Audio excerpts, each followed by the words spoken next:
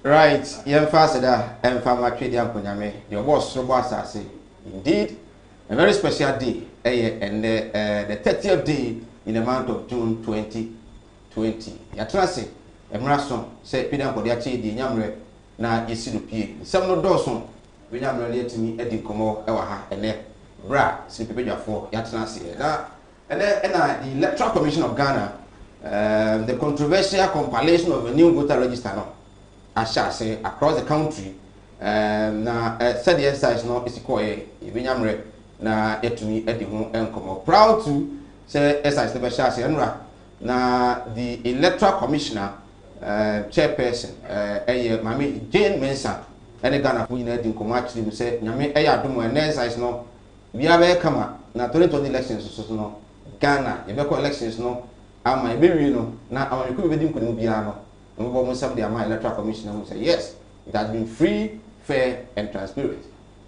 And also His Excellency, not that for the Ghana focus side, matters arising from the deployment of military personnel in our various borders now. And when Penny Kasai was an Ebi, Yajum Bonibia no man penny ordinary, Nemono, said the baby about mine home by. I feel so crown. If I won't fool be, I shall say, I won't attack some African countries. Omo eno mo share border bit say Burkina Faso is a Ivory Coast zeri pa gon for no emo mo kwa mo ro man mu ahia na to rejem kese pa to man no nti na so jafo ni bi nso no ewo border no eso enei e be di komo se okopi mo ketu south a enipa e ko bo chinkupa ewo various polling centers so ma betwe mu din so jafo bo mo no na enya agro across the country exercise no e ko say Ibinyam ready to meet in common in Ashanti region, Kumasi to be precise, or Aswasi constituency, Nyagro, exchange of words, and some little misunderstanding, confusions here and there, or Aswasi constituency, Nino, and it's the incumbent member of parliament, Muntaka Mubarak, minority chief whip. It's to say, NPP for allegation, or the woman say, NPP for per se, or Basim Confubu. Na ombeto abano edi anaso betru mudi ni duru abato no so a omato edi ama honorable LDC du a ogina mu edi ama NPP ewo Aswase constituency ti nei nyabro kra ba bi a hwaye hye pa in Ashanti region no Aswase constituency ho ni betumi aka se mentimo ase kakra ekoso but all in all ibi a ebi so ekoso ibi nyamre na ye di nkomo akwaprobo e ma ohun foni so a ekoso na NDC to me at the 23 member campaign team aba ama Professor Joshua Alabi ono John Dramani Mahama ejina akono na okoso be the president ono na ye know say ome NDC yin so ome campaign manager and coordinator and from Yukono ahead of the December 7th general elections we know free wa Dr. Alex Sebefia ono so the deputy nipa duru mi na sanya be nyamre na me kwa bo edini na no etumi ede amount Julius Debra eka ho former chief of staff honorable Kofi Totobi Kwache as Haruna Idrusu edini mo dupa benefo kudawi na ebedi NDC ko ni a pretumi ede ama John Dramani Mahama and the NDC emre wo ebinyamre na etumi edi eno so emu enkomo ewo aha na COVID-19 still yare no guso a ekoso ekum ni padodo no anti koso na observe all the protocols na into me emwa na bi mo say Ghana card na say nyefe card we dey comparing Ghana new voter register na say voter card to that of the Nigerian card also would be we dey in fact kapa say e bo ho dey James and Shirley well the benyamre na no so nkomo no yetumi e so ko asutifi colonizada ho no a mintim wants be akoso ama the NPP consensus organizer crowd ho no the waka ama muja pa pram no enya bro just registration kra no na asha cc ebenyamre na yedi komo widi the Michael nana aduma ko be frame say Mike ene ma beja fo atrasi we see the channel so say we are live on Facebook Kumawu TV and on YouTube Samdakus TV no ho ebenyamre yedi komo pa ene now on him channel so to me about 0543 596 070 here's Kenya numbers and so far chebra ni nyamre enkenkan emfa abekwa da area centers na won so kudin komo ewo na ukopie mu ɛwɔ afidwase Joseph afidwase mponu a nana kwaku asare bedi akɔ ɔno so ɔne yakasa nana se hwɛ ensase bi ɛwɔ hɔ a manfo tɔn sase ne di kware de ɔdwene wa wɔte ase ne nei ɔba ahema a ɔno ɔte akonya so no de mɔde mpɔ nso ani tɔn sase ne nana etu ama wɔsi anfo foro yɛnkɔ bi kakra ma yɛba akotie His Excellency the President of the Republic Nana Akufo-Addo Enra ɔne Ghana fo edi nkɔmɔ na afei yɛba Jake Azantoli NDC Senior Communication Team Member and then Saribafo Nhyiaye so NPP Communication Officer mention of NPP Communication Officer Vinyamre na yɛdi nkɔmɔ na afei yɛtumi ehu sɛdeɛ enema esi ekro sam no de edoso pa seneso se inyamre ne esinipin te de aseda e de emma yaboafo mu His Herbal Center Dr. Muhammad Isa Babiu catch you say yare pa na yare na pa no do dia ko doctor ho a tinete etuni e de ama me ba akwa bitimi akwa man Ghana e yare sabia ono no wonim hahan hama so kasa wote wonim mre tin hama e na mre so a e de hama kadipa na omo ama yare sa no etumi edimu tintima pa sanso na odise bi na afrim na o pebe bi papa akoto fu adaka ye metwetwe fa iska ma na de ade adaka enkoduru asi ano ne nkobubu adaka ye de kama e de ama wo na de so de shere dia na God's way casket kumase leba ho na obutu mrepam e de numbers na be ma na otimi e ho sede ene ma esi kuma ma ba jwa fa kwa fi ba na yen konkoti e ko video number baba ya jase Mike baba de ewade no mpai bo isi ya che enya sem ketua afihia panso afin ko batu congratulations so say na ka mo na mu tu kwale so so yes sir na ka ho pa mi di mu akotre pa communication officer for constituency so ne penne be ko na umpum na penne ne wanya na ne ne ngora okay executive die na say ade ne de elections ebi ko ne bi aba political dey sa na no ba ku fo ntra so nche nti ukomienu yensa ka penya kra no a ukomienu ananka wo wasi fom wa manu bi ababi nti akwasi ukomienu no dey say ne be more than that kra na ne wa dey no say amna mte o say duodi kai duodi akire suya duodi ka na ntie sa hese no sanhye no wo say ebia makọ emprenu enti ese bi nso misi ma menua bi nso de na adwen kire foforo ye de eba adwen nso ntesa tese ba akofo som so wokọ a onya 20 times ko obekọ anso ke ni kwa se basa so oye adwuma de anka hu nya se besa masa eno oye adwuma no ne party 40 year unti adwen kire no sebe eni ba akofo trim bara obokọ nsa ba so ona bo uso ba kwa enne wa call rounds the constituency hwe say the registration exercise na ekoso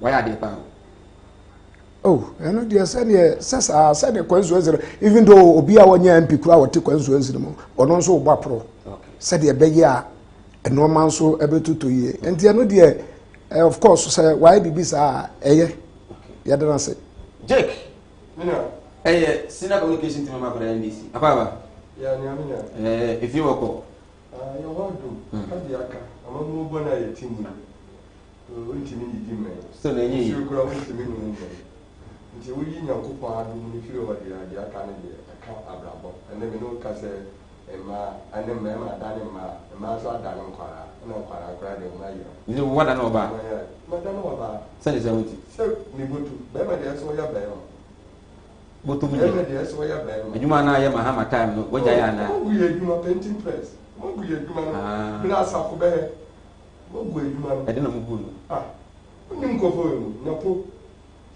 de adwuma ni nyina ma chana fo mu sa na wa factory one district factory amu bi adwuma kura ye no wa ha o ba asafo painting press ye adwuma afa de mu de adwuma no ko chana ko mu sa na mu betina tv so mu ya no pa no mu dwo mu si ye bi adwuma ntimi de me ne ma nkoyi ba me se me ka mention no ka sa mention no me ka se me nyo sa wo wadan for the news se me nyo na news wasi panyini oni panyini be ko ba wo po akwara na bo abo panyini be 2 times na sa no wa agoro a Oh, can you move to see that? I did cry 1 book 5 votes. Everyone is no crowd here pay 1 vote, just 1 vote. Just 1 vote. Politics, so we be 5 votes. Constituency no good half, Okay. Me na catch and Toma to me order. See the area or Kuntu as a trainer. Meaning so honorable. 2024. Now you get sir. And I won't buy the seat back. Our baby. I say, you so over some of it. I will say, that time, no. Not the amount forecast 1 year. And when we saw in your own pet. Don't talk about you. Oh, Mamma, drop it. And I'm so aha. What's all you are? But we can't so much. When you hear the side blue answer, Cacra. Say, President Mamma Cassa or Ben Gruma baby, you have a true to this in this no Cassie, you will grow my own go for you. So what did good grab a year primary? You won't go for you, or make us one year. Almost say, no, when we done in so as for. And over the year, oh, Mussalana, and Nanaku father, and your boy, what peace. When you do, will say, Baku 4-1. Nanaku father, oh, Bradley. You're not in your canoe. Say, Yanaku, say, Ya, Panya. No, be on my ear, no, which you two. Or be our ear, no, too. And it just said, Sketch you on to hey, about Eddie, about you. When I would have been a man, well, part win 4 years time. Cacrabiansa, ton, no one in Kumasi market, no one in China, no one. I know within 3 years, or 1 year's can 1 vote, 5,000, 3,000.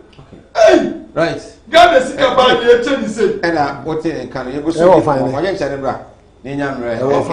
5,000. Yeah. I don't want to tell 2,000. Yeah, 2,005. Kumasi at Tenga Junction or and you always say simply. I'm a minor at me to young cohe videos and Brian back. Before I been near to the when I was with me a registration. And I said, what do you have was said in Bisiaco? In fact, the matter of some kappa social distancing, easy, I feel totally. Young comrade, nothing, East of the nation. Fellow Ghanaians, it is no secret that our neighbor to the north, Burkina Faso, has in recent times been at the receiving end of a number of terrorist attacks.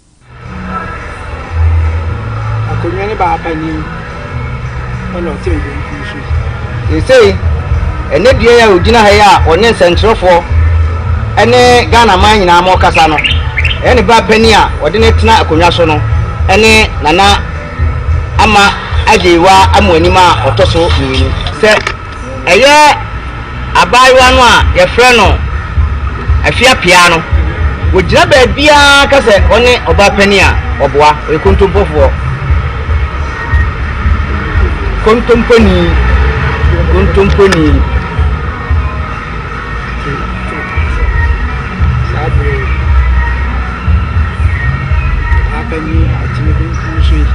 They say, the Benkumosono, a year, Nana, Ama Ajiwa, Amunima, Tosuminu, and then the Bapenia, or Tay Asante, and Ponwa, Bapeni, Acunaso.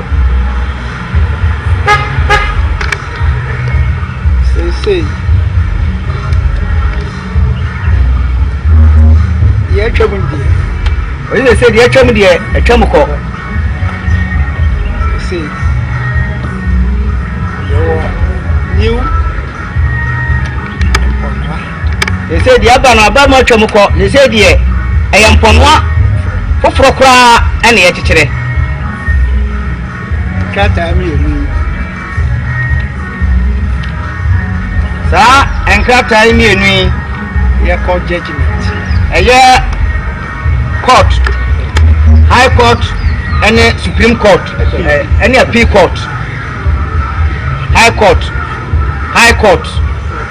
and a appeal. In a Wahai. The deal here be an answer. Ofra and Sabe Candy. I see you say.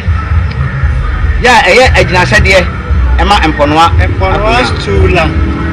ɛyɛ mpɔnoa stew land no ɔyɛ yɛn saase nyinaa no ho nsɛnka nyinaa wɔ ha ɛyɛ nanampɔnoa hene dia ɛyɛ nanampɔnoa hene ɛdia ɔno obi yɛ mumu hyeɛ ɔhene foforɔ biara ni baabiara a ɔbɛka saa asase no ɔno asase yɛ de ɔhene biara ni baabi a ɔbɛtumi aba bɛka sɛ saa asase no a yɛka ho asɛm no ɛyɛ ne dia ɔne dwabɛn ɛbɔ hyeɛ ɔne asɔkɔre ɛbɔ hyeɛ ɔne dwansa ɛbɔ hyeɛ na ɔne asante afigyaase ɛso abɔ hyeɛ saa asase ɛho map ɛhyɛ gyadu saa asase a ɔka ho asɛm nyinaa ɛho nkrataa tumi krataa ɛyɛ map nyinaa no ɛwɔ saa krataa yi a yɛka ho asɛm yi emu ɛyɛ brɔfukwansie no yɛka 27 mile square ya ɛyɛ nanampɔnoa hene kwaku asaw ne dia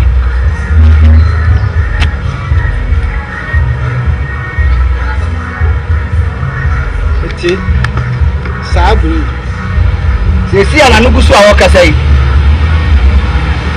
yɛka mpɔnoa asɛm biara a sɛ yɛka mpɔnoa asɛm biara no a mfare bae ɛbɛwie saa judgment mu a ɛgu pii so obi obɛkukuru asɛm bi a wɔ mpɔnoa mu biara no ɛfa asasesɛm ho ɛfa akonnwa no ho asɛm biara no tumi yɛ akuta yɛ yi ɛwom ɛdeɛ ɔhene sɛ menka nkyerɛ mo no fie no so ɛyɛ sie no so na ne nti na yɛahwɛ aseɛ yi ɛhwɛ ne wie ba ɛsɛ ɔbaa wɔ ɔsɛ obi ɔno ɛyɛ ɔhemaa no ɔde na mekɔfa no baeɛ ɛsɛ wie aseɛ no ɛsɛ bebree ɛsɛ na nakwakyerɛ ma ɔtɔ so ne hua sɛ yɛre adina yɛde bɛsɛ ne naa so no ɛyɛ ma sɛ nnea yi ɔmpa yɛ sɛ ne mobɛtɔ no ne sɛ ɔyɛ wonya ntɔ ne deɛ mena mehwɛ kyerɛ na sɛ da kakra mede bɛmaa me nua na asare bidi akɔ sɛ tokɔpɔ de abaɛ sɛ medara sɛ baa mehyɛ mbɔ sɛ fotoɔ de ama no biaa bɛɛ ne pɛpɛpɛpɛ mene ɔbaa pani ɔnwa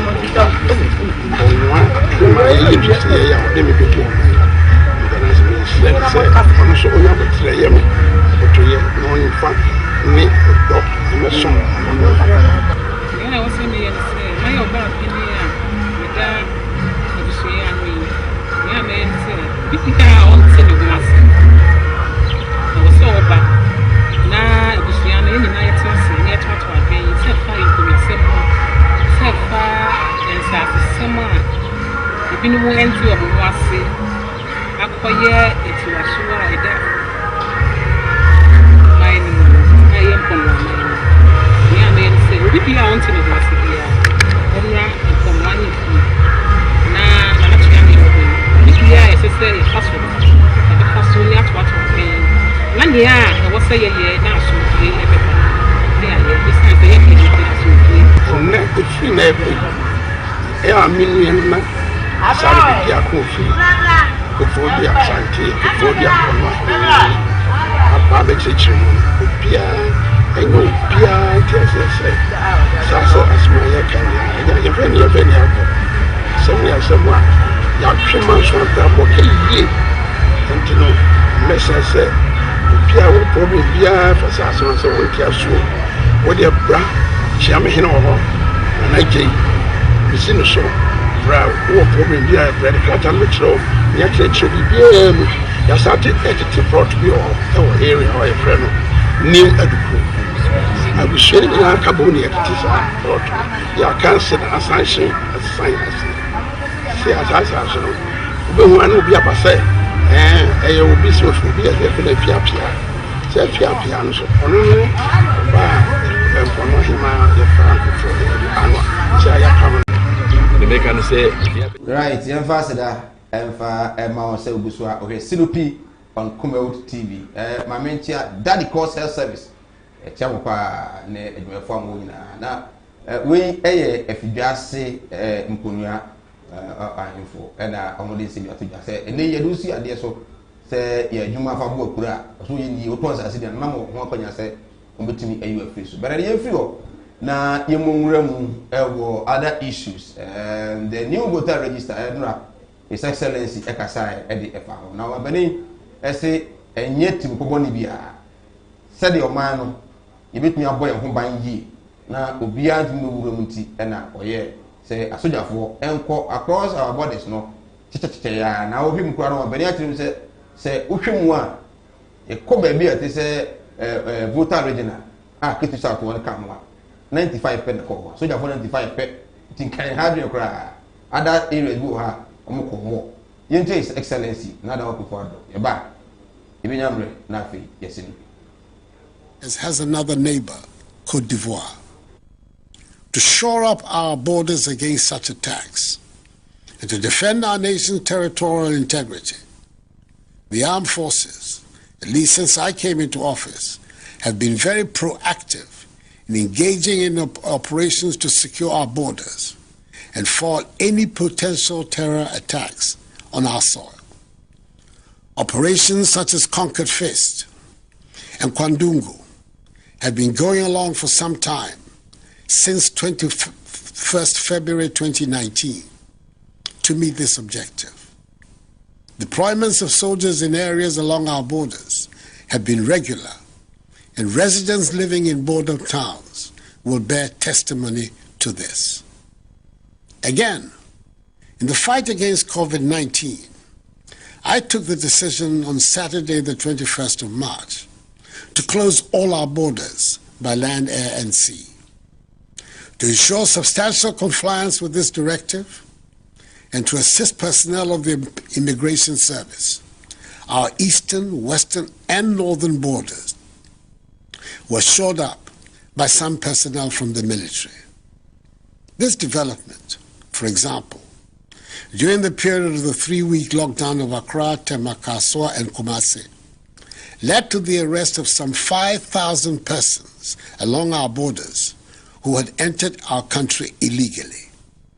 Indeed, the first 6 recorded cases of COVID-19 in the Volta region, for example, were those of West African nationals who entered the country illegally. In total, 207 soldiers have been deployed along the borders of the Upper East region.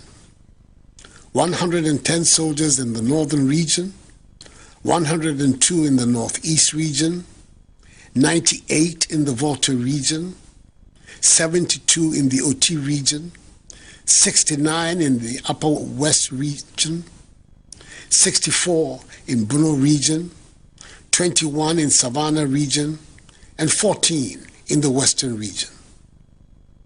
Let me state, without any form of equivocation, that these deployments are not in any way intended to prevent or prevent Ghanaians from registering to vote in December. They are there for their express purpose, which is to guard our borders. That is the limit of their remit, and they will not be permitted to stay beyond that remit. I'm fully aware, like the military commanders, of the sensitivity of their deployments at this position in our history, and I'm confident that that sensitivity will be fully respected. I have no interest in disenfranchising any eligible Ghanaian from registering in tomorrow's exercise, nor am I interested in any improper machinations to win any election. I've spent my life fighting for free democratic institutions in our country, and I'll continue in that fight for the rest of my life. The idea of being a president who emerges from a rigged election is abhorrent to every fiber of my being. I want to continue to be the president of a Ghanaian people who have given me their free consent with the blessing of the Almighty. So please, once again, if you are 18 years of age and above and are of sound mind, from tomorrow or the appointed time, go to your polling station and register. If you do not register now, you cannot vote in December. Present your Ghana passport or card, which are the only two forms of valid identification. In the absence of any of these valid IDs, an applicant can submit one completed identification guarantee form endorsed by 2 registered voters to be registered and issued with a voter ID card. By these procedures, all eligible voters will be registered. No disenfranchisement of voters is contemplated by them. Together, and adhering to the safety protocols at the polling stations, let us demonstrate that even during a pandemic, we in Ghana continue to be a beacon of democracy on the continent. Our democracy requires not a unity of ideas or political allegiances, but a unity of commitment to the Ghana project, the free, democratic, open, prosperous, and united nation, respectful of human rights. Yes, I am I'm from Sinopi on Kumail TV. So, His Excellency the President of the Republic, and Kutin was say, Opeso, twice a year Ghana Mampenia, Ghana for the Betwaba, Edia, you know. Now, owing to Onyan Abians of Ma, Ubiano, as a Ghana Nibia Hopine, so with me, I register. Now, what me, I make a decision come December 7th. And now on penny 3 of say, nay, you can register. And then, I'm off for my penny if you know that. But therefore, you say you don't have rounds, yes, so you rounds. You didn't come on, say, your common trace one, said the sentence maybe a coin, never is it your videos be from Amon said the name of Sequoia. I mean, I say, Jake, now, beginning no, now your court. After every court, no, now a Ketu South. And the resistance, I say, so far, who can around the crap? I can say,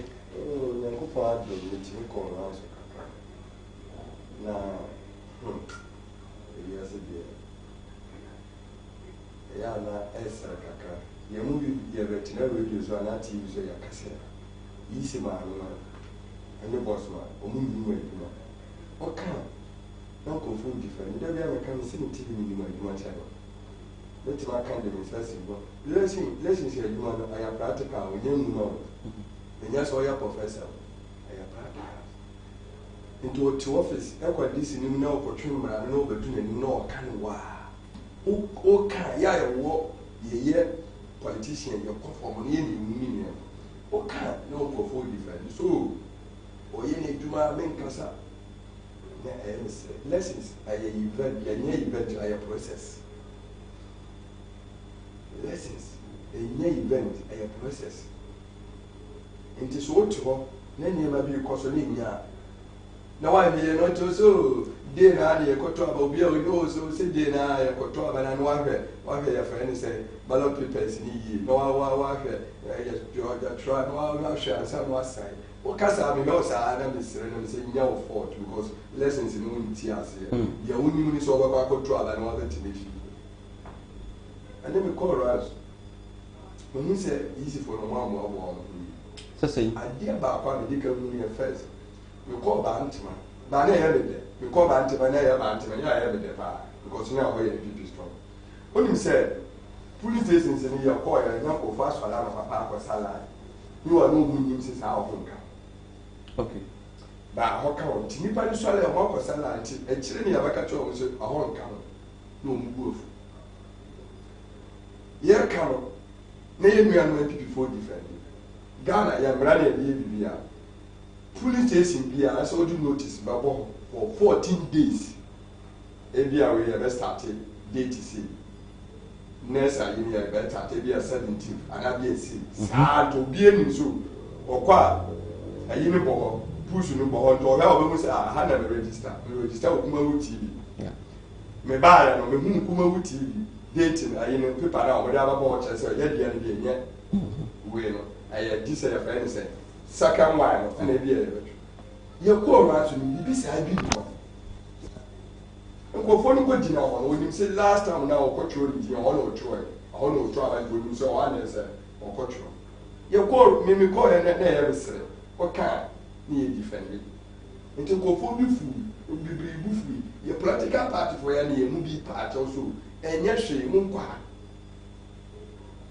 ɔmampanyin bɛgyina tv so a na ɔkasa te sɛ deɛ wɔde nneɛma bi atoto pɛpɛɛpɛ ate sɛ obiara ho tɔ no we nyɛ ɔmampanyin electoral commission dabi o na saa saa ne metia ya na ɛyɛ mesrɛ obiara hyɛ n'ase ɔmampanyin Ghana constitution na yɛde ama no no obiara hyɛ n'ase ɔnyɛ wɔ adwuma yi a wɔn ho kwan sɛ ɔbɛkwahyɛ wo kɔ sɛ yɛde minimum mmienu tax ɛne etua nipa kɔnka electoral commission for the budget wɔ parliament ama yɛtwa ma wɔn saa nneɛma na ameka yɛabrɛ o two apart from sɛ wobɛyɛ no no ɛsɛ wodi kaa nam na wo nam so na woka kyerɛ Ghanafoɔ sɛ aha ne yɛbɛtwe wo din no baayɛ na ɛyɛ meya yɛn a yɛyɛ politicians no mememmaneta nti me deɛ mehu baame maame no a wɔte kuro ketewa no anaa wɔte dwom no deɛ memenim no wɔnim nti ɛdeɛ ne deɛ na akɔyɛ a na mu no sɛ ɛnnɛ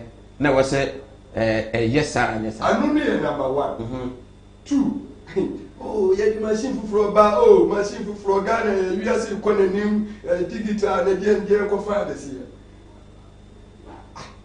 wokɔ baabi paa machine tumi breki machine yɛ se modern one oh na ɛyɛ slow bi wɔ ayɛ mpeki nipa ne bɛgyina hɔ oh machine dada ne deɛ ne nyɛ wei ne deɛ yɛ modern one oh Ghana yɛkɔ yɛ nim wiase kɔ n'anim oh machine yɛ se unregistered day koraa no ɛsɛ ɛtumi nyɛ nipa bɛyɛ 100 day biara machine arɔkɔɔdo koraa ɛsɛ ɛtumi nyɛ 100 menhyɛ nkwa baa woyɛ nsɛntwerɛ no wowie a bɔmmɔden a the whole Ghana so obi tumi register 100 a ɛne nka bɛyɛ awɔwasɛm a ɛsi ne menhyɛ nkwa mu baa sɛ obi tumi register 100 a ɛbɛyɛ awɔwasɛm a ɛsi mesɛ awura bɛyɛ 1 to 2 mu hɔ mekɔ baabi ni na ɔma register 30 akapa 7 o'clock to 1 to 2 or register nipa 30 yɛka wei a ɛnti ɛma nipa ho kyerɛ no ɔka o ɛyɛ maame no wɔnim hwee o adwuma no ɔmo nim o ɛyɛ kasa nti politicians afɛ yɛ ne yɛbrɛ o ɛne a ɔne tia no gye sɛ bi a ɔyɛ no ado nso ɔnka no korɛ ɛne yɛbrɛ ne yɛtwom ɛyɛ sɛ wokɔfa nipa wokɔfrɛfrɛ nkɔfoɔ mo nkɔ ha monyɛ sei saa nneɛma na ɛkɔ so no day 1 we cry nyɛ sɛ second day no aka so machine ayɛ adwuma bi abrɛ anaa bi abibi nti day 1 ɛna machine na start nti machine wei bɛtumi abɛyɛ adwuma deɛ saa yɛ ne ya adeɛ baako a ɔmo saa yɛ ɛmu wonim si de wɔ asɛntere region yɛguta bɛɛ ɔbɛbɛyɛ 5,000 polling stations nti at least yɛsi yɛkyɛ mu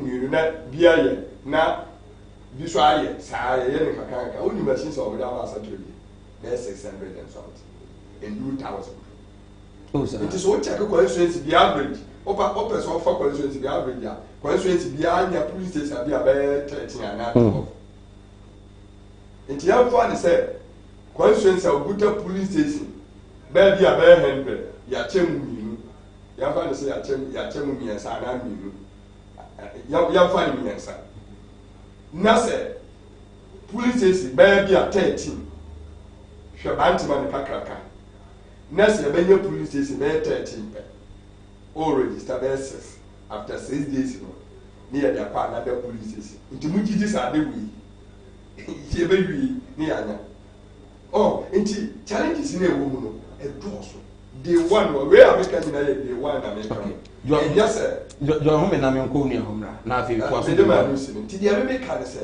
yɛsrɛ letter commission for no yɛsrɛ nya kasa so obi ka asɛm a yɛ ɔmo nti na adwuma no ɔmo nye ne mu kɔ sɛ yɛatwa budget de ama ɔmo saa nneɛma no a meka ɛyɛ constitution ne ɛhyɛ na ɛsɛ ɔyɛ asɛ ɔde saa push no nyina kɔbɔbɔ hɔ menim sɛ wokɔ fam no wohunu deɛ a wadwene pɔ aba so deɛ wohunu notice of push no wohunu sɛ baabi wɔ ayɛ so nka yɛakyekye abɔ hɔ dedededa baabia deɛ bɛstart day 1 deɛ bɛstart day 2 ba sɛ ɛnɛ deɛ ɔbɛkɔ ne bɔ hɔ ɛno na meka sɛ bɛrɛ bi a sɛ nka ɔmo de bɔ hɔ day 1 there nobody no about day 2 there so no mo dey also there na akọbọ nti minim say ahana me to aba ya chem nti makọ no ne date no na me dey ni wu ya me nkonko dila o so ati ase nti eso omo ye saa ne ma ni nyina enye omo sika o ye me no bi no sika na e bia ma omo so omo nye nti me dey so far there me mo dey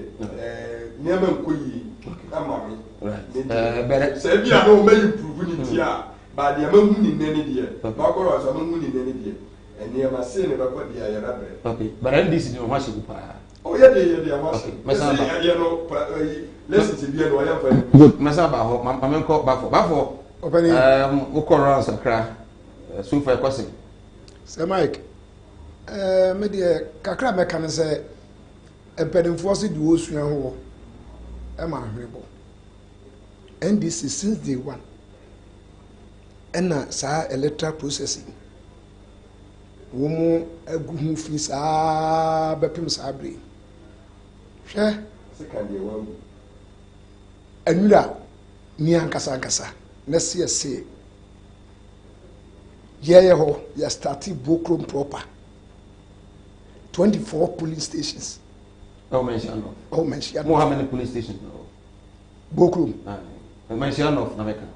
Mentionoff is about and something. Okay. And I started 24. Yeah, started 24 Bokrom. Bokrom Ngwa. Me nam catch it all. okay I'm a communication officer Bokrom Ngwa. Wow. Bokrom Ngwa me say 20. How many police stations Bokrom? Bokrom electoral area. How many police stations? 24 polling stations. Must starting in. Yeah, starting in okay. The whole Mentionoff 7 letter areas Bokrom and apart from Bokrom they started baby so it means so it means out of 110 polling stations they all mention of and now almost 120 and now 120 must started 24 and I must start for 6 days 6 days so after that now say another 24 no electoral areas the polling stations no ni nya pe say was 120 was 120 baby Cecia estate 27 polling stations no you started work crow from ya mi ankasa me wo no 22 polling stations yes I am koi okay say na me to woman no aye no in such a way say cluster so there me to no nti aha says this if you says this near sa call another letter area says this said the na me nua kai say woman amfa notice of poll amo baby an no kuro bi anim so man fa mo honte no masa dia no tie 3 days for starting this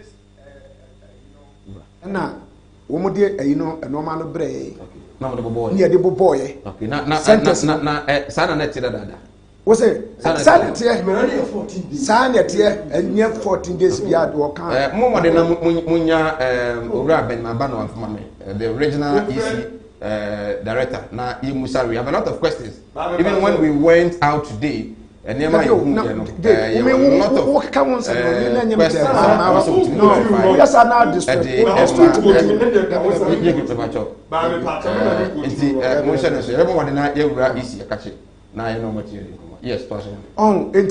process no cost because enura sabe nyane na Bokrom with van yen as a party constituency this is a Canada party so me na nkacho e peniye so de memejo no because said ye be ya obi wo Moses Ongwa what is ye di dwuma no Bokrom no on free Moses Ongo emma Bokrom emma register abra ne ho no ebi nso be dey ebe ko ho no ni educate wo mu na fe ye to Bokrom fo no so a ye starting no e ho no so adwena sisu se ene da electoral commissioner wo hye edintwe na se enti obia mpie emra na omaturo ni din masa machine no so bia no wo de ka say wi a free sentence ni bi le busa so de me mejo enti no at the end of the day no any ebe hu say machine no eye aduma ana antimi anya aduma so ho na me kan say yen yan wan DC for no ankasa no ade no say wo ye na adu say ompa na ompe di obeye bia wo mbeka ho ase di o ko ne hu say bia ye okay bia ye okay okay mo videos no some of the centers e ko ye no mo fan to my na ye hwe social distancing and the ka hu na say okay no mo hwe no okay we tawhid I think as one second constituency tawhid what do you say yes at least we are no e kama yes we a police center we head e ko so no na we are waboy pa social distancing, observing protocols, wearing of nose masks, and the camp. We and of course we as one say constituency where and videos no. I mean, Tim and was not there. Of course, but okay. Sir Mark, as one said here, in Ashanti region, 47 constituencies. As one say a particular constituency do or ten beer you be did to beer for political, you know. When a problem free ba. I didn't know a problem free ba. Fair. Woman, you know, MP no. Honorable Muntaka. Wo ye nipa bia nyame ani dru ba na ne ho ahwete papa. Anopa. Se monitor one sister radio stations in India. Chese dwumadie kura ye medi ye no. Behwe mu threaten ni ade di besi ewo asoase nko ade ba ade na mo gene wo ho ya se wa wontena elections kura na mo bekọ a eye problem asoase bare Muntaka kwanse we nya ba ne yeto eye dintro yeah ba ene de koto aba ene de koto aba di o koto de no so obeto ama wo so onto ma wo eye ntokwa ne mojaka guo ne ho anwan me nam ka kire wo Muntaka kwanse ne concern ne say was say constituency no mo share borders no and easy akriti me ngasa mo easy akriti polling centers those areas no so in a way no say mention of one and mo share mention of one make you mudin as was constituency new police station new police station say be ma beto aba e de ama MPP masa na sa na tie hwe sa police station ya across the country ye mention of ebi ba ye ho enti am cho se buo krom na ye 21 polling stations umunya new one 3 and ebe ka ho meme ho from east na ye 21 sesia one abeka ho amena 22 estate na ye 23 polling stations 4 abeka ho amena 24 me de me constituencies America ho sana some some constituencies no polling stations ni bia de abekeka ho etise ye de abeka ho na wo baby to say memfa say ayija ana aso ase near the police station new one bi abesi ayija between Ofori Krom and aso ase a masa boni be le wo mu aso be ma police no oh masa Muntaka ka say se wo no wo Ofori Krom na police station no wo bobo na so beba ho a wo ba no akrafi na wo keka we enye Ghana na ye ka ho asem a edintra ye kwotro no wo kwa a no akrafi simply because ehie Ofori Krom ene asoase ye the police center see the medal enti wo kɔ ho no akotro odina ese wo boa how NDC ene ya na meka no enu mo nko ane ya no mo ye mema wo so ande memejo no na wo man ni yie ene ye nyina ye pe na sabi ko obi nya bema enche obi ya no mo kasa wo mo bro so a damn minute ade kwa mde na msaka mo nko si ene ntetu ye mema ye kan satam then adubo ahe na memfa de currency wo se kwa ya modi afa so no ntetu parliament ye nko tomu ye di oso ye ya nko and the way no. Yeah, since day one, Mwaka on some and yadi Sabe Sabre can electoral commissioner as a Raphael or Boris in me pre yay NDC yan to that yan to about 2020 right yan ya ka yay or money no kebe kwa na 2020 yakoto aba 2020 and so eba ye mu na mo di America kri Nyasem papa na mo ni America ka muntaka no pa be no nsia na wo kwan ye chikoko ye di ni ma ye chikoko ya ye di ni ma se electoral commissioner wa create police stations ni bia ka ho ama odibia akosi ofori krom odibia besi mention of odibia akosi wo mo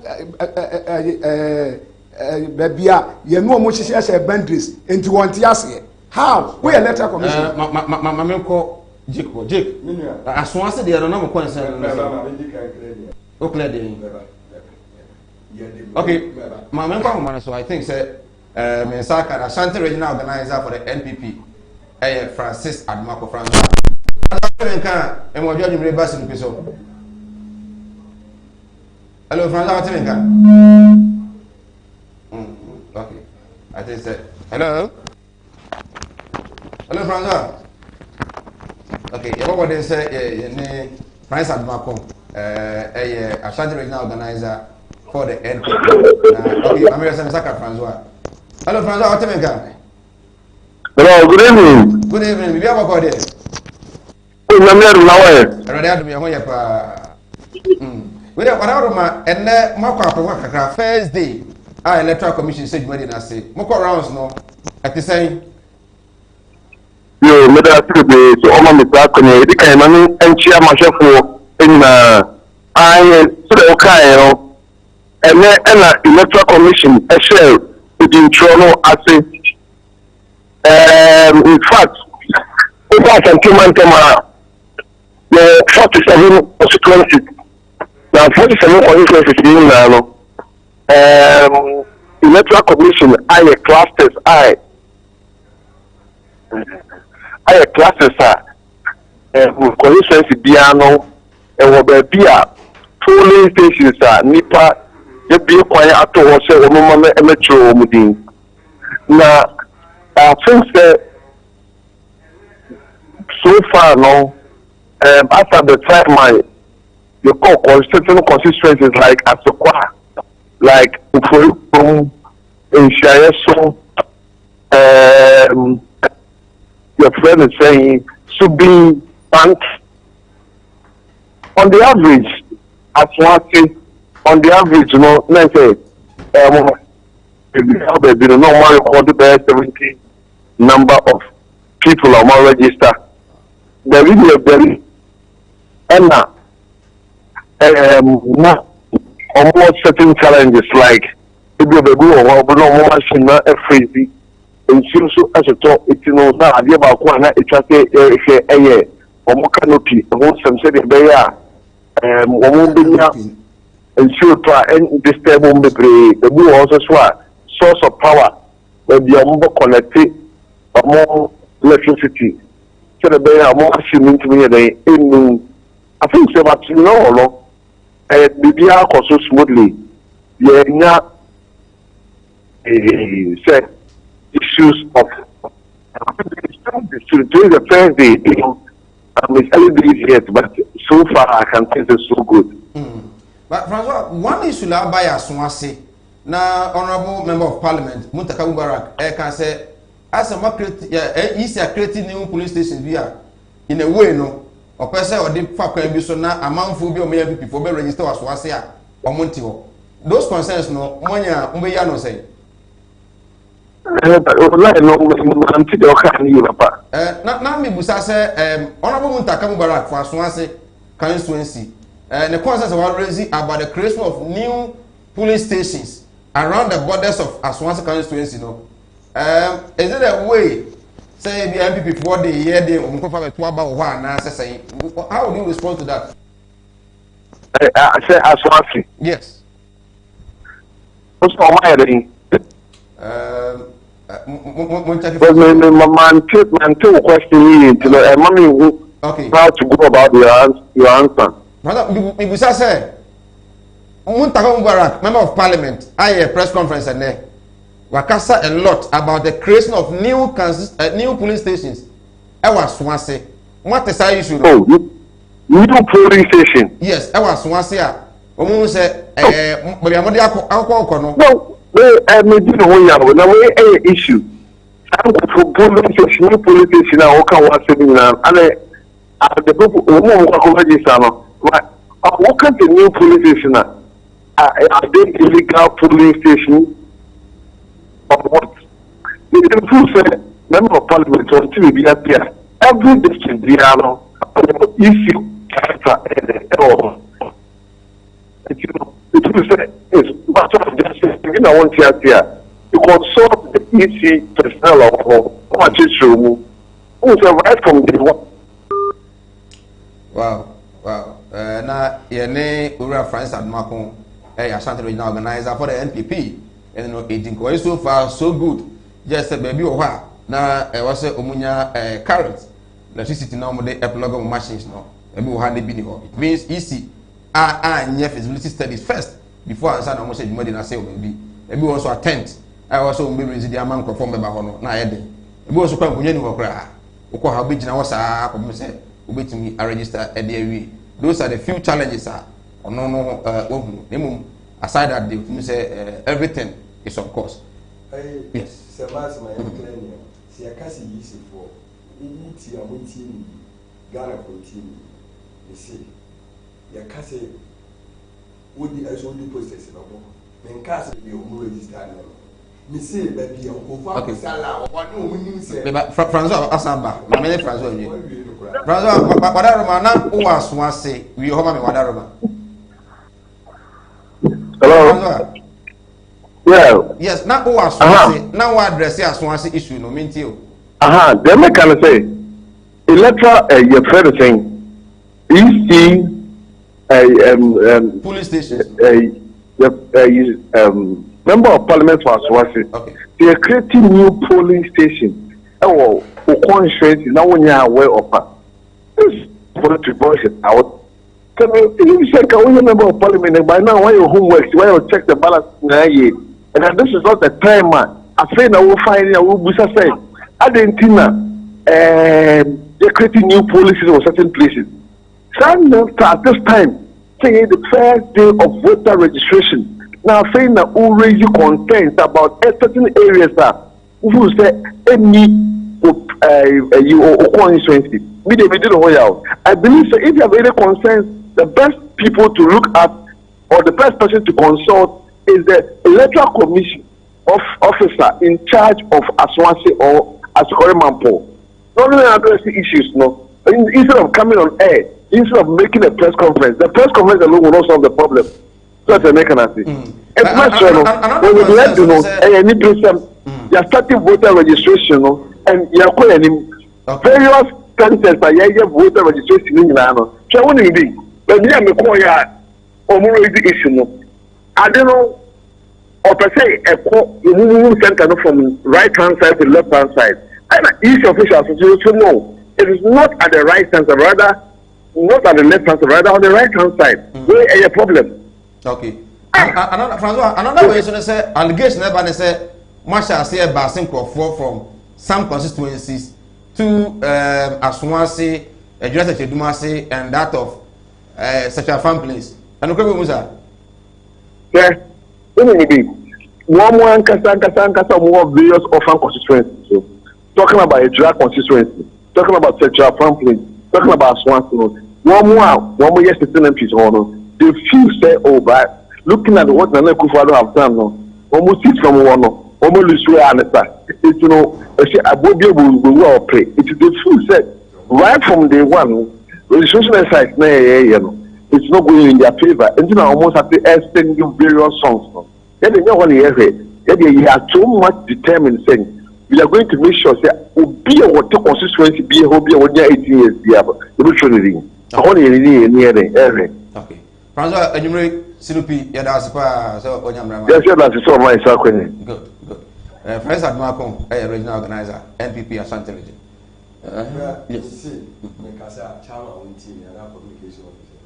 You see, baby, or mobile court second one, young Fabian Cobo, to be a swan of our now. Then cars the register. Okay. Will be cars or team. Old sentence. Me see your baby or my example beside no, you could deal, I know him so mobile trouble. But I won't call your deal actually never catch a sick mohon camera. And I make us some call you push look at Boa and if I call women dating or woman you or won't come. Mean cars be more baby. Some no big come Union is still or show life or child. Others meet you. Meet about only. Someone I mean, you tear cassette. Practical party. In your practical party, you man, and then call us one catch say. I have practical party, you may see your corner. Mmerani say ya twes ka ma yisu eso oye ani ya bo ba o ma nye ani ye ye awon ni ye ka we wo bi ka we ya me mu bona wa ka because yisi ya twes ka ma no so o kwa na so ana wa na so two me nu ya tia say na osusu say yisi for kwa ya control ye din na me fisi 2016 lessons ni kwa ne ka ne kwa so kwa test ni nse be no man ka fa ma be salon for me yisi mun ka se de wo ye nyina wo pe so wi am ma do bahama akowi ase mo ankwata so mo yi o ma me ka asem o ti ase because of your complaining nti ma ye ankwata se mu MPP na se mu ko ye lessons yi mu MPs ada nti na mu ni mbra no ba ndi mbra so na mu mi ti se na wa ga na ase ka se ana wo nko ka tell police for den na mu ni so police for na mu ni so court ana mu twitwa mu se kai no ayi dept or no anis ni deputy secretary anopapa ni atu ni simbako lawyer sampa denti no mu nim se o ya lawyer no mu nim se police station ho aya na mu fi se ye yan kwara ho mu no MPP mu na mu ti akonya so mu papa ni ti akonya so a wo se ye lawyer mbambo ni shamunsa adenti na mu kom ogi MPP ko prime se no mu brum mu nya 2 weeks ago no we ya sale since ni we wo wa mu na ani de mo mu ni sa nyansa no na mu ka tere se ye die SMP o ka se yi asa na mu ankasa kura mu huni se se mu ni ajipe ngwa kasa mu ni kwa na ngwa kasa mu kumu buru mu tuntu se kan anu no ma me ka ma se o kasa anu ne wonwu no ka u yo no ka tere se ye die MP wa kasa yi na mu ni mu taka ho de nyimla sinsi mu o organizer MPP ataka tutua mwo mu nyina mu dia ne betimi ni mutaka awo less as 2 years awu ba kata so an kasa yi ma me ka asa mu ntira mu disari tama won timi continue your press conference say oba mi kiso say aswansi city no obeje na mu ba si nipa ye tutua mwo se chama so obi ya bema mu fa nkofo mla so free aswansi kwa so obi anu ni program obi say akosi mi na ya me de pa we say why aswansi kwa ebe sa ni ma ne koso wọ́n sì endis for ọkọ̀ sọ̀rọ̀ àkọ́yẹ́ sáadà wọ́n sì endis for ọkọ̀ bàntì àkọ́yẹ́ sáadà ọ̀họ́ yẹ yẹ strong mo mi kí sọ̀ sí mo pẹ̀sí mo jí sí ti no ẹni mo yẹ nsẹ̀mú mu ní sẹ́bi. ẹnu di ẹyẹ ní. mẹbi kábà sọ but all these allegations wọ́n ti mi ẹnfa pictorial evidence yà máa ṣe.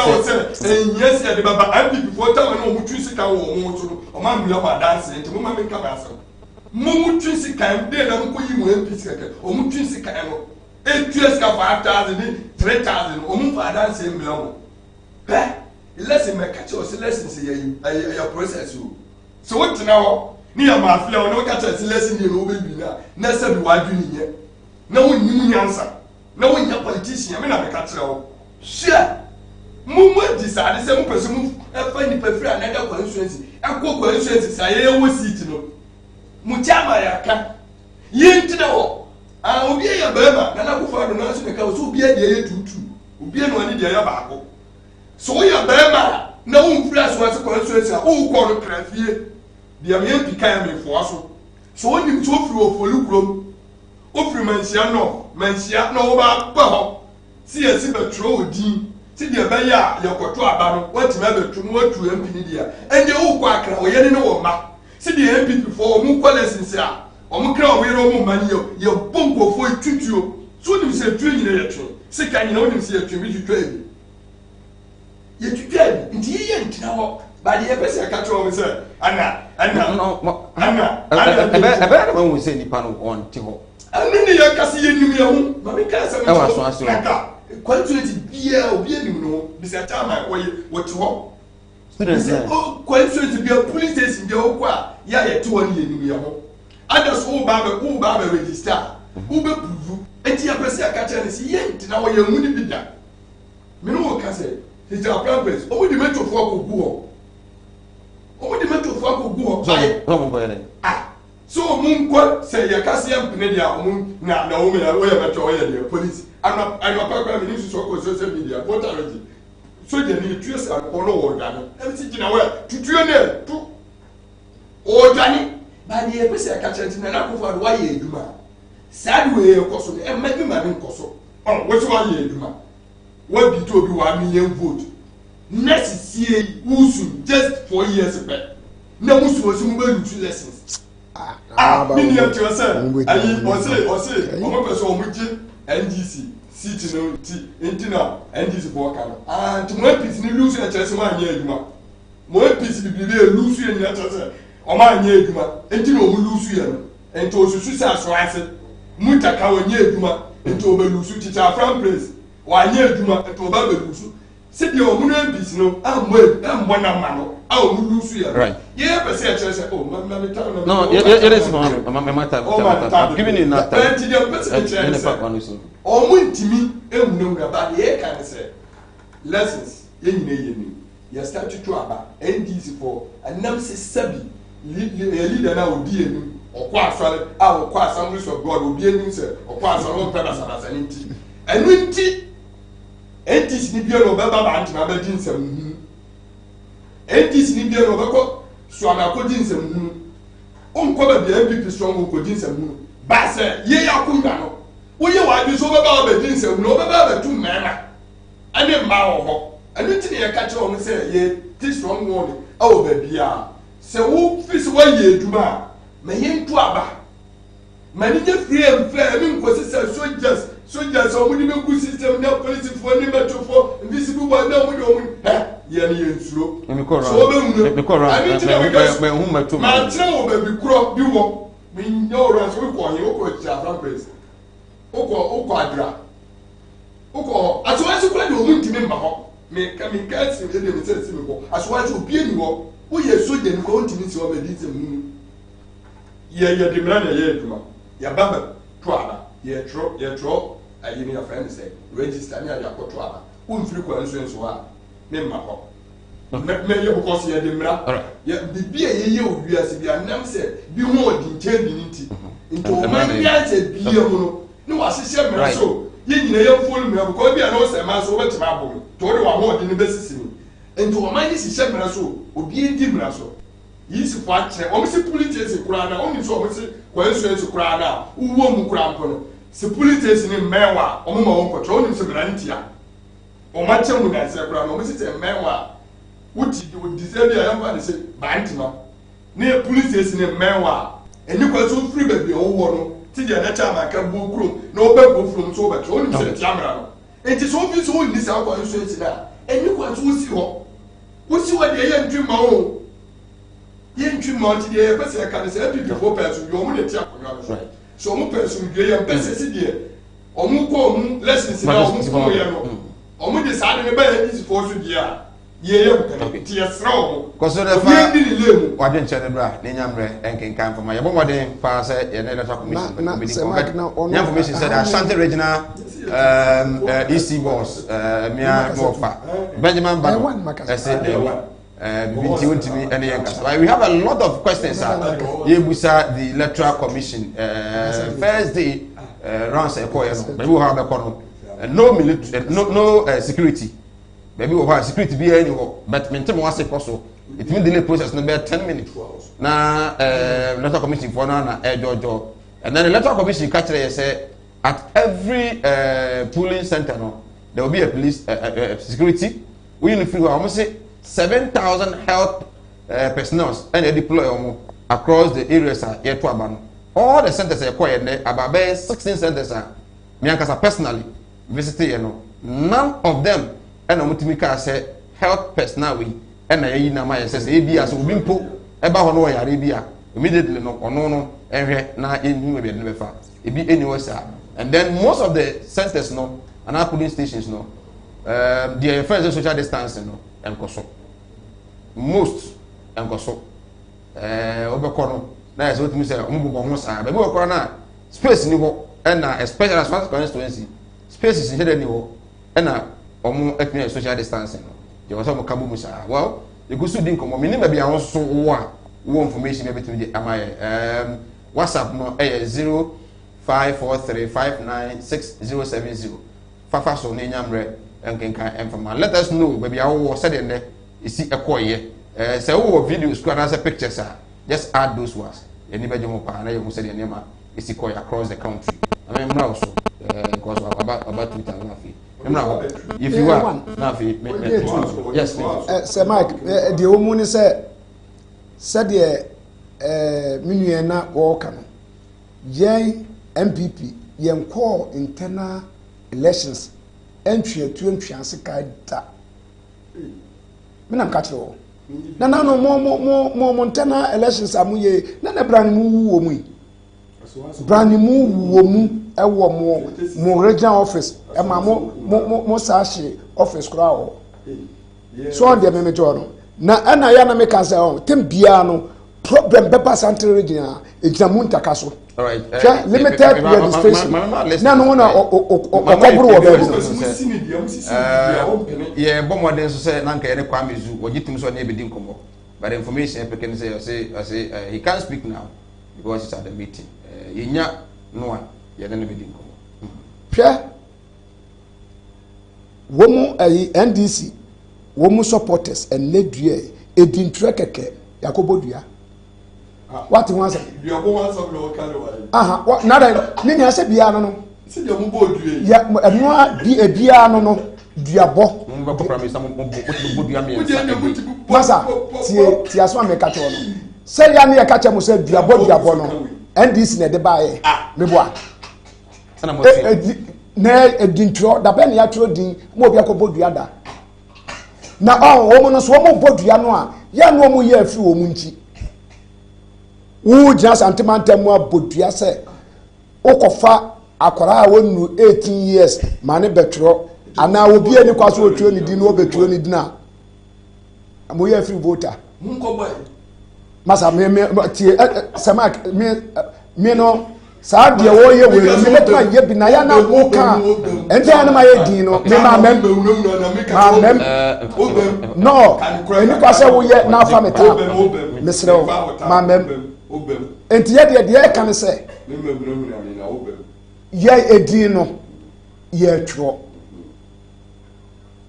na ye president ya wasai ye flag barrier masa ebre no so an nyuma wa ye no ebetina nim na mo hwe eno ma enya maye no ye mon kompro nkohwe nyame adma 2020 agro ne form say ye de soldiers akogugu border towns ni ade COVID-19 ba ya ye cross borders no enadu do say ni semai bosumi say ni borders ni ye cross dada ana din 20 na ya cross border na edin 20 ene ya cross border masa said omampani ene na pamfo etoto omanu ebo omanu ho bai no entika dintranko ade a ko besesa soldiers ne eya kogo se wo mu engogo for what? Okay, in 1 minute president say this election December 7th elections must be a Ghanaian election, not either ECOWAS or whatever West African election. Who say what can say EBS pen ya to West African election or Ghana pen. West African election be na yewo because so the mampanika no or say this election must be a Ghanaian election. Masa masa ena me kire wo say emre bia atwamu no na nipa bi firi ba bi ene be decide ye president e wo Ghana ade mai so de metro no na de nsi ye hunu bi na sese a no ade no no na ye onye hwe se se enhya pa se ye ni ankasa ye bo ye ho bai ama ye ni ankasa ganafo no ganafo etwetwe mutwo atwro edi ama ye de akoto aba wo ha on se first na Côte d'Ivoire no ni Togo ni Burkina Faso ni wanwan wo mu jeja wo mu ayi ni mo ba Ghana betwe de no na ni na ye o president na wo mu countries no obia na obeja ne this year say konye kotwe din then why the worry so why when say Togo president enyai Togo for say o ma Ghana betwe din Ivory Coast for nya dia then why should you worry ourselves na one tie de o man ne kan was say amount for West African countries and African countries ano enipa no bi takitaki yi nearby borders no ni ade nti wana yenna mo mefiri ya wura no be ka so mampani mo no ho mode okay let us see Citizen Francis I perfectly agree with what the President Akufo-Addo said last night. The December 7th election must be a Ghanaian election, not West African election. Therefore, it must be collective responsibilities of all Ghanaians to ensure that persons who do not meet the requirement as set out clearly in the Constitution do not find their names in the new voters register. Ghana needs a clean register. Okay, Dr. Baba Zamu, master planner. 2020 elections has only 3 steps. Follow the safety protocols, register when you are qualified, and then vote for President Akufo-Addo. Simple. Okay, Nanaya from Asamoah Kese. Good evening, Sir Mike. Watching your show live. Please tell the EC that they have failed for the first day. Come to Asamoah Kese and see how the machines are struggling to get people's thumbs. Okay. Teacher Constitution from Yamuase. We should all help EC to make the registration exercise a successful one. If you know you are not a Ghanaian, please don't get closer to any polling station and register. Okay, also regards to MP for Efuja Secretary East, maybe in Cancer Bodu. Farouk Tema, or say, good afternoon, Sir Mike. First phase for round 2 for President Akufo-Addo has started smoothly. Largely, the registration exercise is going on perfectly, but we played with the EC to rectify the few hitches that been reported across the country. Let's be citizens, not spectators. Okay, no the Abba and no. Isaiah Man Ventures Chrono was it? I urge all eligible Ghanaians to go and register for new register. A card so that a new register card so that we can vote for Nana Addo to continue his good works. We say, let me congratulate the EC, especially Jane Mensah, for commencing with this exercise, regardless of all what happened. Please let us all go and register in our numbers. Okay. Hefra, Yabua, say, I'm watching you live. Okay, so Yabua, a very good evening. Good evening, Sir Mike. I'm George AC from Kasua. Over here, the exercise has been successful, but some people want to make things difficult for the EC, especially the NPP dictating for them. Wow, at Kasua, which part of Kasua? Let us know. Maybe NPP for dictating at the Electoral Commission, as you claim. Sami Buache Asamoah Kese was wondering why NDC led incompetent John Dramani Mahama want to do again. Electoral Commission has started, and let's all continue to support them. Okay, Sami Sudirano. Emilia also write from Asumasi. Was go out and register massively and kick out corruption, super incompetence, unaware family and friends, chop government out for power. Greetings to all social democrats. Okay, Masaudu Bantama also writes, the NDC want to use mischief to win power, but we Ghanaians have decided to vote for reasonable politicians with a clear message on how to move this country forward.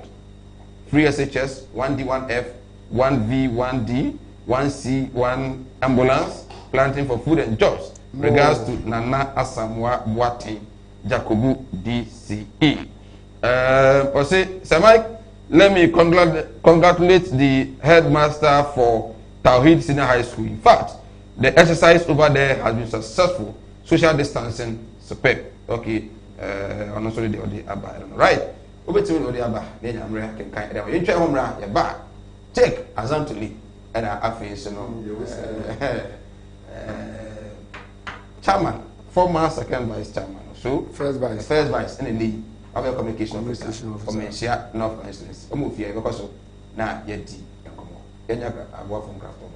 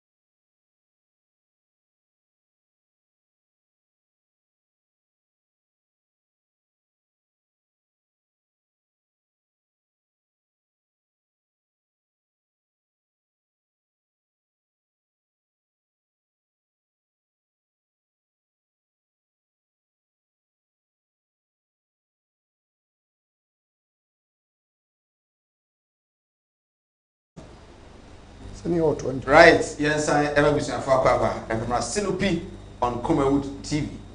I said that encore and farmer Gosway caskets. I was young, said, Odysseus Frimu, na open for that car top at the Odysseus. So also na open video man or picture video no at the Amawo, in Frimu, Bessia, and our pedia yen way interest via in him. Will be obeyed the question Amawo. Ambulance de body delivered to me. A free mortuary, ever coffee, ever come with here. Gosway casket. Ya catch it in a baby elbow.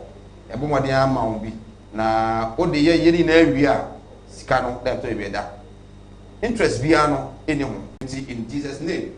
My greetings to all my family members in Techiman, in the Bono East regional capital. Okay.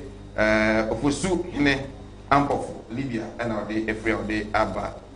OPK, Goso. I say the new registration begins today, so all Ghanaians should go all out and register massively and vote for His Excellency the President of the Republic, Nana Akufo-Addo, come December 7th. Okay, and also the other Abba and no. I say what's the difference about the old and new register? I'm Salifu watching live from Takoradi. Okay. The difference, old and new, a card no busan was someone, and I said, the henna will be saying difference no. The henna will be saying, good evening, Sir Mike. Please, I'm watching you from Kasana Nankana. The exercise was cool, but just that some few delays. Okay, and also the above. Right, the Electoral Commission, Enra, General Edianim. Emma, on some for Casa. The can say, I may have my fee about one. In the end, so rather registration, I was able to free, fair, and transparent. Assurance, I would be a Magana for. Yes, but I mean, clearly, the chairman, I'm not giving a minute. Make us say, a certain machines are almost about reaching 600. So, I'm finding 600. Not time I said, well, no constituency in the year 21. Let's just say, oh, maybe can't see you. Chama, no constituency in the year. Electoral area, a difference between constituency and electoral area. And I'm incorrect. Now, constituency, the other maybe constituency, no mention of that be any also tears as a mistake electoral area. Yeah, Pro East. Next 21 years, okay. That be my management quality. That be any my quality or because oh, that be. No, can't be no. What's it constituency? We have viewers. I mean,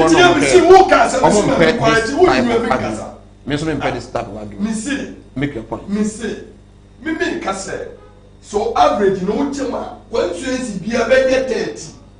Interview but chama ya tuma university so onu constituency there. Onya 21. One letter. America your friend is machines now. You register now. We say me constituency there 600. We say can say 5,000 something. And we see yentimi nyeni to medical assembly be see bi so be chema say me can we am be chi ase. And America say ti say 600 depend on the central region. So one can so be ofio bo oba mu say constituency be average no. Why you pulling say ane aye tro di no so why you can say na 13. And the chairman can say onu constituency ni dey aye 21 one. And them so aboa mo tuma bi na so because na chese constituency ni bi. Anya machines no do chen bi. O say e be also tell no woman bin ka say we yen ni sa. I am wrong. My mom can be constituency in the being swing change. But mention of Twitter about him. Because I'm telling so far, average 21 times 47 constituency. Obey 987. Let us say, my sister has the bar century, this is the time I can see a true say free and fair. Sanity here. And to the person in China said, let us constituencies in the do a while. My sister, no, or mamma who do all change. But you knew. Into the make us say, average, you know, Nicholas is over. obi ntimi nya 21 say nya 21 na all the time say obi nya 970 okay Jake me come ya aware say but me come ya aware say Isaiah so ekuta 19 for a start I don't think I make a tell say o man tell say ya community oh na me kasa o ga beche ne pe wa ka we dia me kasa wo boa me ka dia mo committee mo ga beche ne pe nanka say your police question na obi abuta o be 100 and something police station okay me mu question bi a wa central radio o we listen 100 police station question bi enu okay our central radio I think it's how me person also keep that point into me ka say what control me person chances na just say bi nya bi change na say be no be member bi no okay two o me nua say register ba ko na ye o man panyin class e nti na me ka so man panyin ya no mu ya misro o ka say me na mu e fi no papa okay means I am be mu ni because o ko ye je years nti nya wa was it Aquawas, me or Aquawas, your friends are registered, and then you do Aba. So register where you are.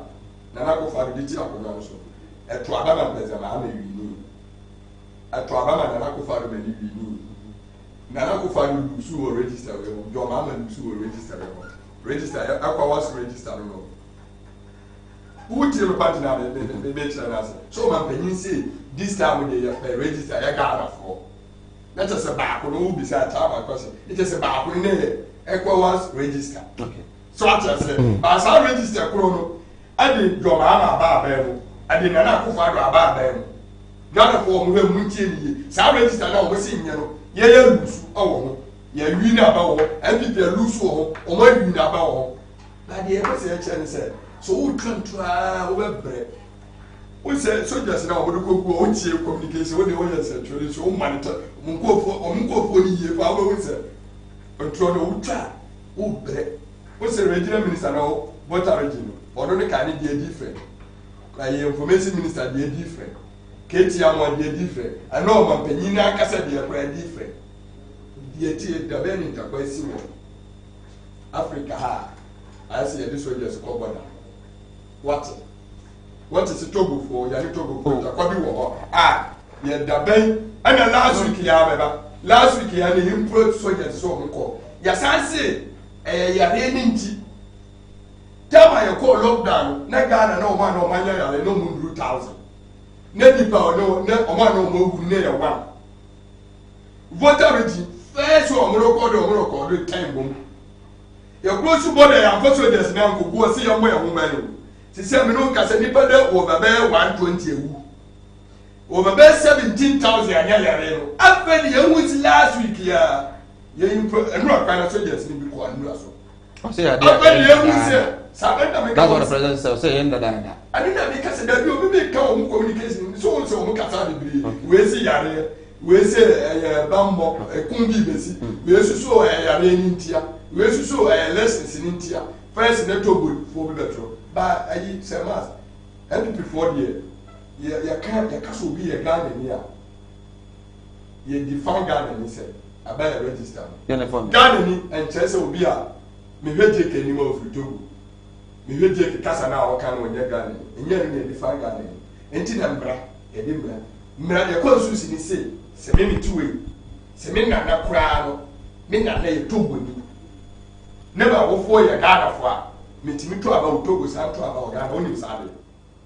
onim sese ba wo fo ba akompo eye Ghana ni ne ba akosusu ya every Togo a onim se metimi to aba Togo san to aba Ghana onim aye sane tie ko susu ne wo tie kan wo nim begu ase wo ya century wo ya century kan wo to ba onim si Ghana akofa do ofa ase Ghana onim si Ghana timi to aba British Gabia kufa go fa oni so timi to about British o timi sa to about you go to sinip ne ante dia be pese ni kire ne se si ya kasa obi ya Ghana ni a enya ne kasa o ka ani nya busia bi o abusia bi o firu Ghana si wo Ghana so wo fo kura nyina ye Togo fo ni wo Ghana o qualify so to about ha no say to about Togo si dia be se kire sa wo tana it's okay mo dia ba mu na fo anani bi e Togo ni no okay sa nye ma ne so wa nja ya time na ka no me dey ma na afa makomati fo no minti yo se Mike me dey kakra be kan se ahwefo ne atifo mu tie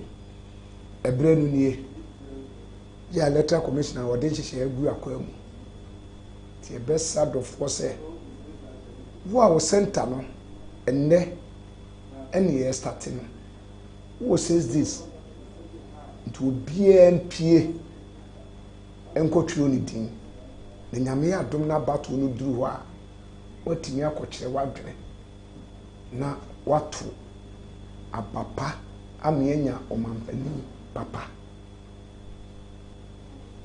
mo obiara nyina adwene sɛ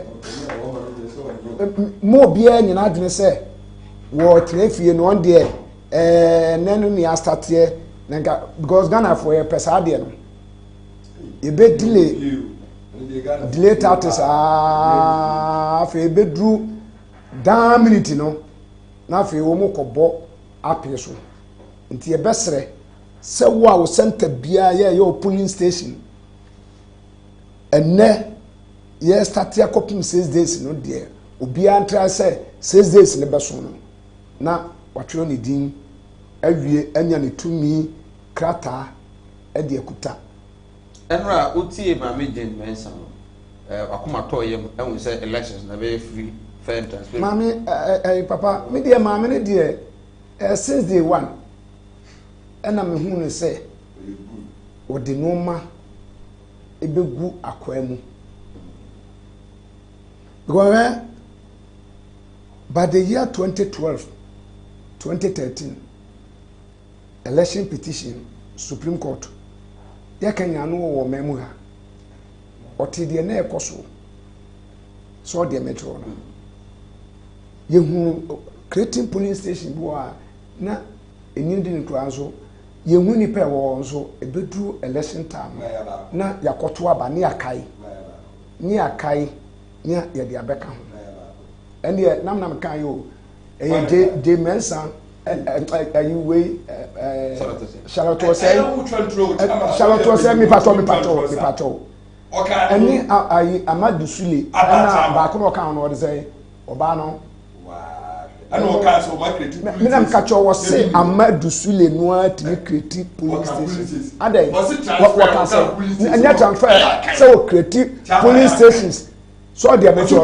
police stations so our creative mami we creative police stations what they are two political parties ni nyina ni wa mo man mu ni nyina hu say police stations no ye de bi aba be ka ho ya wa kire ba bia e kwa kosisi so they are no eti media wo gidie ene awrehemu wo maame no say ni bi bia na transparent wo meye kataso emuamuaso edubia na wo ye no so de memecho no because wo bia ankasa de political party like NDC etuna boso etuna court etuna press conference ahun ani ade ebi kura kana bembe bu se age ene menanye but wo ye batampenti no wakomo hunu se okay ye you know eye protest yeah say na wototo normal na me de ma no sie wo de be shame say NDC wo mo yi wo mo campaign team na maza we come and can you no mo die no America you for democracy ya you abacha ya you as a flag bearer almost 2 years Untimi you running mate. And you was not campaign. Sanko Cambio. When you running mate. Yes, you running mate.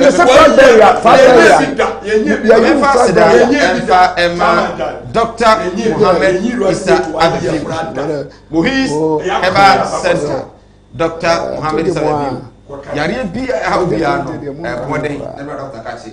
Kachi say 2019 one na ebona baso man Ghana said doctor and yare o de kwa tekwa do so ni so a within a week na nyina no ekọ wona wona efiri akura no wotere e de mo wona waware awo emma ukọ Dr. Mohammed wa obetine te etimi e de ama Muhis Herbal Center e Kumasi Odu amoma so do me abeho na doctor wo usi Odu mu a from Matrufwe 0249 616 937 0249 616 937 bana mahama ya de say already Muhis Herbal Center na kachi na omwa na etumi ade yaresa baby ahoma na tum obetumi afre na afi yate onka 0200 603 602 0200 603 602 and the mu say o fra now what the volume of your TV set TV no manem ko from kra volume no ko from kra na eti obi mo phone no ebetimi atom kapa Pafmok Ebenezer Nyamiche we are present for Pafmok and yes you are watching us live. A very good evening to you. 0200 603 602 meet me abem na afi etumi afa so eguso edin komo e dey afa the new voter register ya sha se bia wo no e ko sen ene sen na siko e wo ho sanso na the assurance the electoral commissioner at the Amagana for ahead of this exercise no and also get the home come well Jake Bram Kakara for Bana the another can say electoral commission the mammy in some the over team account what do they want to see that for father and I go father in the team TV so maybe PPs in school for the movie school over connect you they be a oh maybe my nurses and one thing I'm missing out I know I the over in our year because I need to over back and nasty but cash over here you man and then the young we were then you go as I said would the police station cover me no one say machine you're very tired and want my we did 10 into when some we come on near me we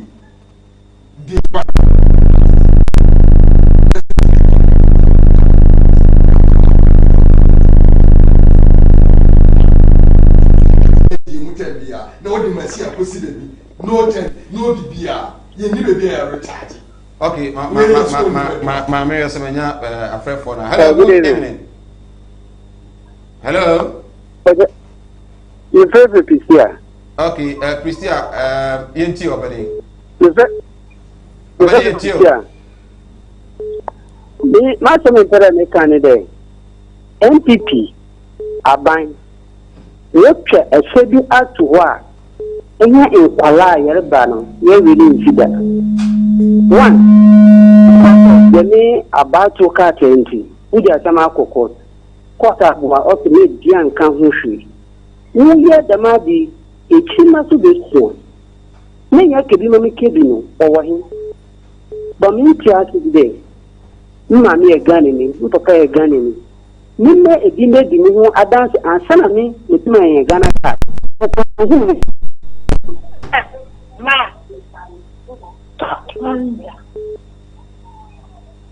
Okay.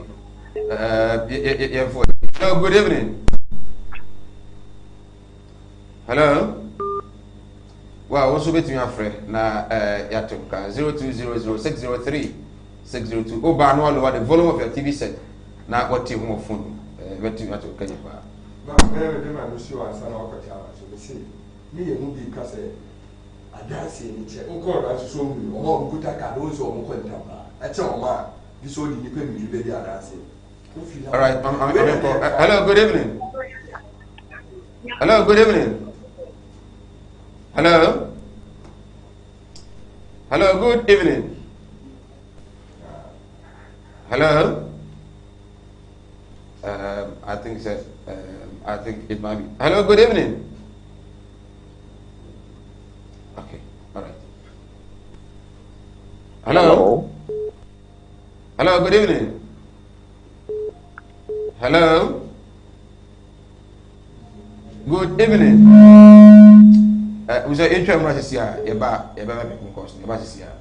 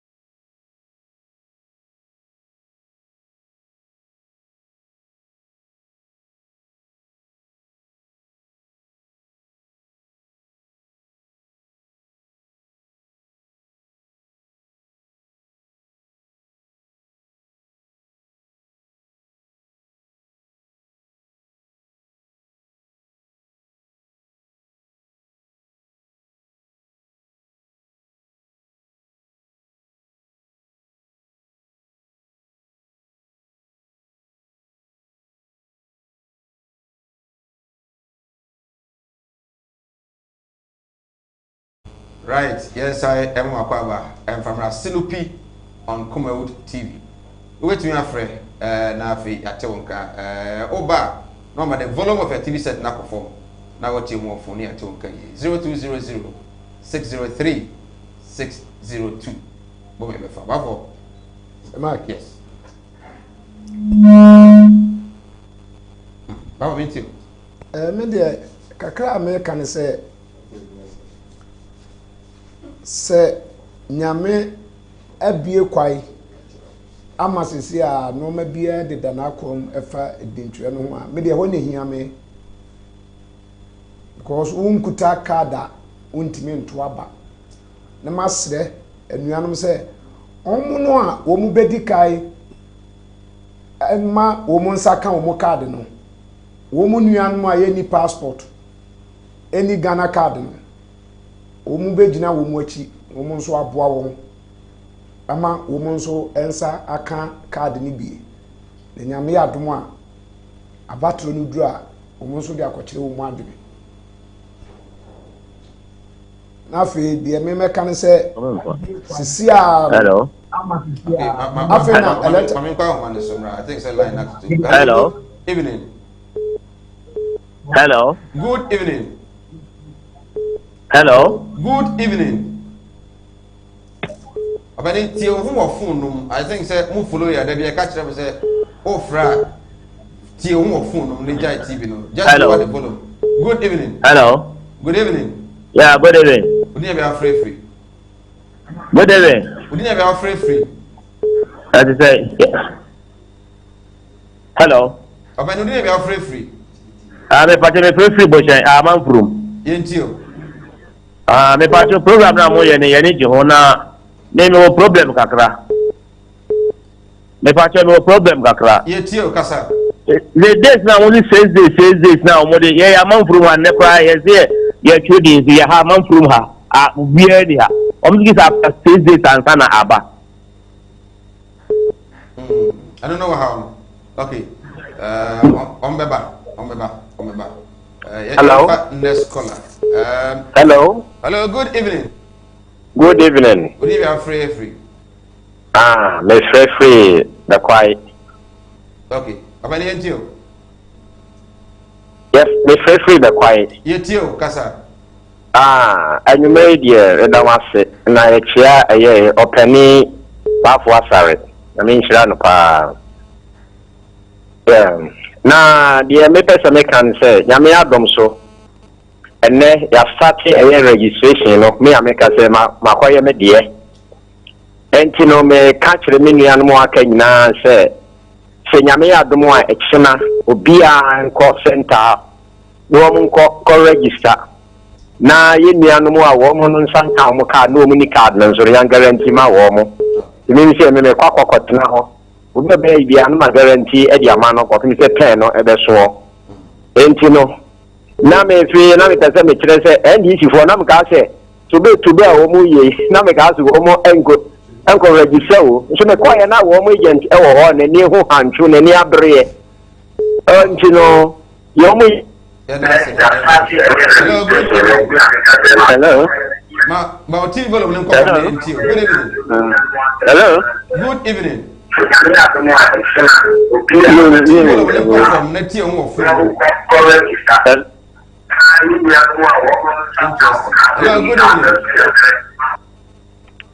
abadi ofra ma TV volume nko fom neti on wo phone so interesting that be am kapa bere menim di ntia ya na e kwaso yes adin ofra na wa ma volume na fom good evening Pajo, what is it? Yami adum bako ne be afrefi Kasafi Kofodia. Kofodia, Udin. Hello. Udin. Kasafi Kofodia. Okay. Mativo lo nko fom ne ntio. Ode. Mativo lo nko fom na tie wo fonu. TV no Melowa. Okay, kasa. Mo aju. Jajo so pani. Ni chiamo. Jajo so pa ntio. Me pa che NDC for the on the you idea apro we so you know so more opposite to go for to Burkina Faso for the Maga Ghana for an asset. Oh, yeah, I do not open the ground of your food. How can you fully Ghana? Okay. You know, because you will be at your own Congo register. Now it's 17, and not a few pieces, you know. Now, at the panel, I'm on my visa or anything. Good evening. Hello. Hello, good evening. Hello, good evening. Hello. Good evening. Hello. Wow. Minute. Me say, Mama volume no go na tie on phone. Why you so free TV so nko ade? Just lower the volume of your TV set and then listen to us through your phone. Good evening. Hello. Hello. Good evening. Good evening. Good evening, you are free. Hello. Good evening, you are free. This is Rakumadan. Ifemo issue. Yentio. And this is my no. Let me keep comment bi. Na ya me ya pa. Because I didn't actually say it to kwa. And the way can say I should have for back na. On be kwa say ma. No. You should say we should say yeah, what about you? Okay. Yeah, that's it. Hello, good evening. Hello. Hello. Good evening. Good evening. Yeah, good evening. Yeah, I didn't be free. It was a friend Eric, because of free Ashtown. Okay, Eric, it's you. Because of free Ashtown, Eric. Eric, it's you. My name is Johnny Smith. Yeah, now said the Omoba, the chief of the Chino. On the NSA or mine. The fund said NTCU, PPO, in a or mine can't go. It is a good election time you see now. Saka and Chichino, woman, like, in a young trade actually. Not young fan on my partner or top. And Nadia, nothing about. Now we go end the now we be end this terminus idea. In fact, Yana and Yamacho and look mature, Mamma Brother. Okay, then I see. Ever free for this year. Now, yes, sir, said, oh, fra. Always be lower the volume of your TV set. Niti on your phone. Where's your book? Pray for next 25 will be a view. Jake, you got 30 seconds. You had the American, Miss Regana for and Uncle Father Baba will be a near Uncle Chuji. Sad someone I did before casting before casting and pen them into 20 in common contest. The demonstration been a man for 20 by a real contest in the union. NDC for Obian Coach. Okay. Yakochwe we see there 2020 ya yakotwa ba yintu na kufa because papa no wonso de omunimuni eskedie ni ne ba basa ne ntro twa ne ya yiwe ba yenye ne abaka ti so no kan ne oboni samama no so go performance sa merci babo sema je kemana so yes mene kakra me kan se enu ntina na maka kan se amanfo mpie no mesne nko tro yedin na nyame aduma come 2020 December 7th womwa botwi abotrada abeto abapama nana adedankwa ekufado one ne running mate excellency I see bafo asa communication officer for the NPP Menchia North Constituency Sanso and Jake Azantilo also a regional communication team member for the NDC meaning that is Mike Yami had much now over Tienka Yakra.